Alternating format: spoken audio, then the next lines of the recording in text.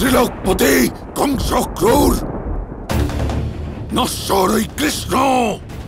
আর যতক্ষণ না আমি ওই কৃষ্ণের মৃত্যুর উপায় খুঁজে না বার করি, আমি মহাবলী কংস এই কুজ্জ ভবনে নিজেকে বন্ধ করে রাখব, অন্য জল সব ত্যাগ করব। এই সংসারে মহাবলী কংসের নির্ণয়ের সামনে কেউ কিচ্ছু নয়। হয় আমার মৃত্যু হবে,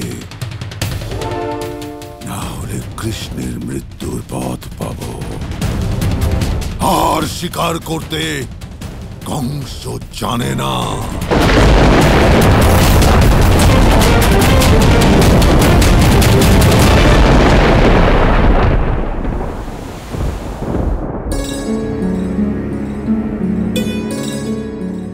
বলরাম, কি হয়েছে?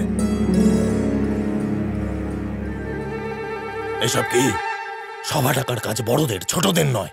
হ্যাঁ অগ্রপতি কাকা, আমি জানি যে আমি খুবই ছোট, কিন্তু কাল রাতে আমার মনে এমন একটা ভাবনা এলো যা অত্যন্ত বিশাল আকার, আর সেই জন্য আমার সমস্ত বর্ষণাকে প্রয়োজন। কি ভাবনা কৃষ্ণ?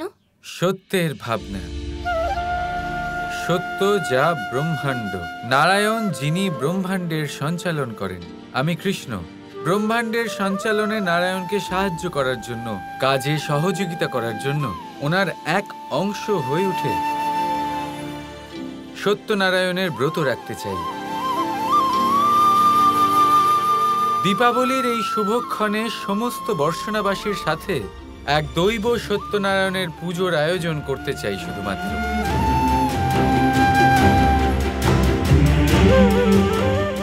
এমনিতেও আমরা সবাই যে সংকট পেরিয়ে এসেছি তার জন্য, সৌভাগ্য প্রাপ্তির জন্য সত্যনারায়ণ পুজো করাই উচিত।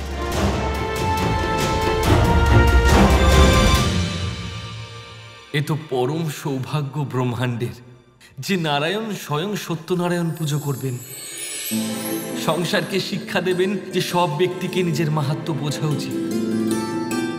ঈশ্বরের পুজো করা তো প্রয়োজন, কিন্তু আমাদের নিজের ভিতরে যে ঈশ্বর আছেন তাকেও পুজো করা দরকার। তাহলে এটাই ঠিক হইল যে এই দীপাবলিতে ব্রহ্মাণ্ডের সবচেয়ে সুন্দর সত্যনারায়ণ পুজো করা হবে, তাও আমাদের বর্ষণাতে।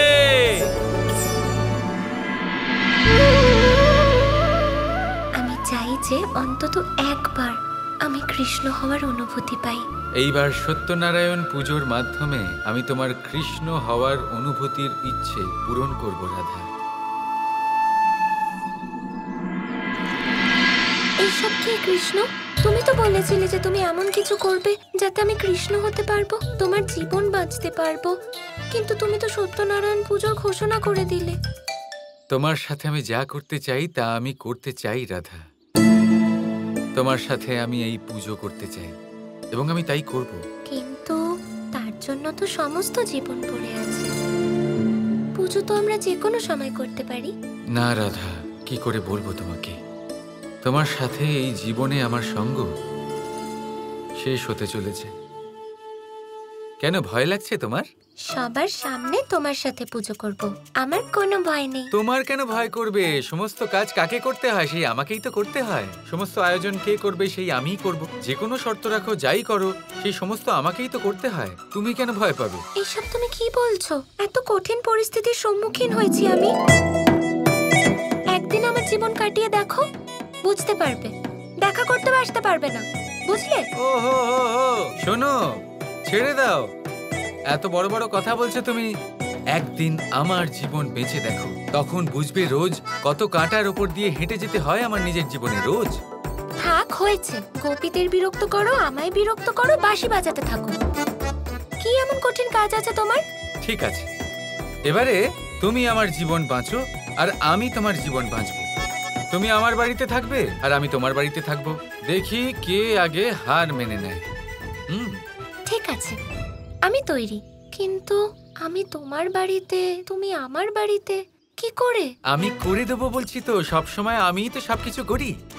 আর আমি মায়া ছাড়াই করব, দেখে নিও। অসম্ভব, কারণ এটা তুমি অনেক বড় বাজি ধরে নিলে। দেখো, অসম্ভবকে সম্ভব করা আমার জন্য ডান হাতের খেলা। ডান হাত ওটা। হ্যাঁ, মানে বাঁ হাতের খেলা, মানে ওটা গুরুত্বপূর্ণ নয়। গুরুত্বপূর্ণ এটাই যে তুমি এবার দেখো আমি কি করি। এবার তুমি তৈরি হয়ে যাও রাধা, কৃষ্ণের বাড়িতে থাকার জন্য। তৈরি হও কৃষ্ণের জীবন বাঁচার জন্য। তার মানে তুমি সত্যি আমার ইচ্ছে পূরণ করছো? তুমি সেটাই দেবে যা আমি চাই? অবশ্যই। তুমি নির্ভয়ে সবার সামনে আমার সাথে পুজো করতে পারলে আমি তো এটুকু করতেই পারি। ধন্যবাদ। আমি কৃষ্ণের জীবন বাঁচার জন্য খুবই উৎসুক। আর আমি রাধার জীবন।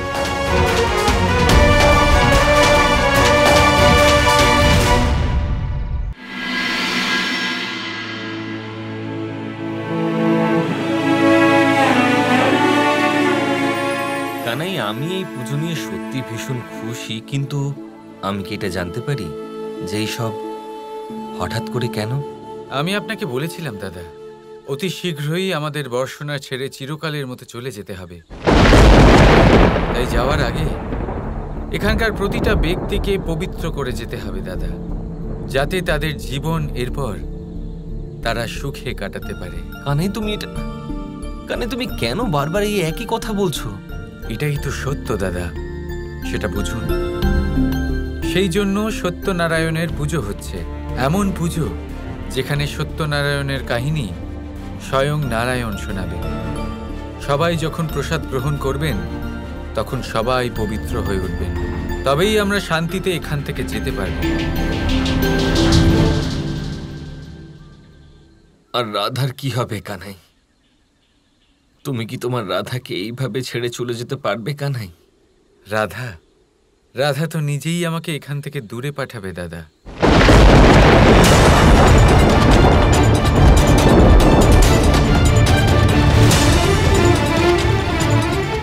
না, কখনো না।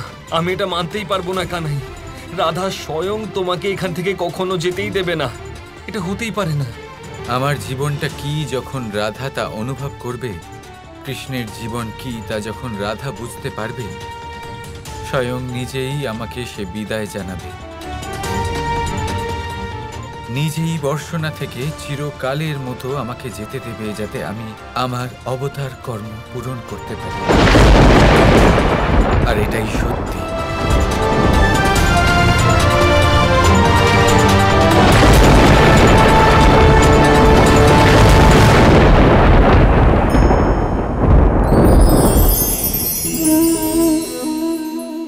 আসুন এই ছোট্ট গাছটা দেখুন। এই গাছ আমার কাছে অত্যন্ত প্রিয়। আমি এই গাছটাকে ভীষণ ভালোবাসি। এবার ভাবুন, এই ভালোবাসায় আমি ওকে দিনে যদি 6 বার জল দিই, তাহলে কি ওর বিকাশ ঠিক করে হবে? এটা কি ওর জন্য ভালো হবে? কখনোই নয়। এর শিকড় পচে যাবে, এর শিকড়ের জল গ্রহণ করার ক্ষমতা শেষ হয়ে যাবে।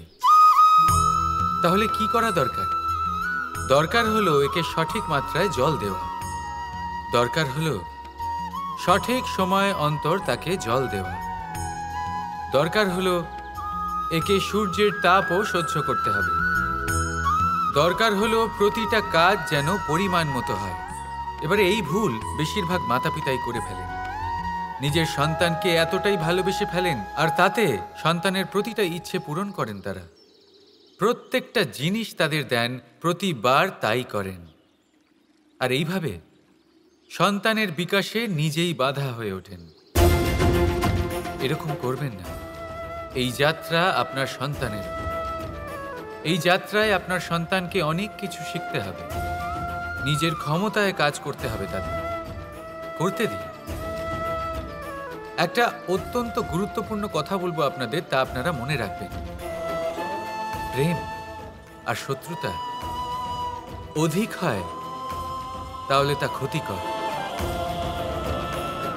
প্রতিটা বিষয়ে সমতা বজায় রাখুন। আর আমার সাথে ভালোবেসে বলুন, রাধা রাধা।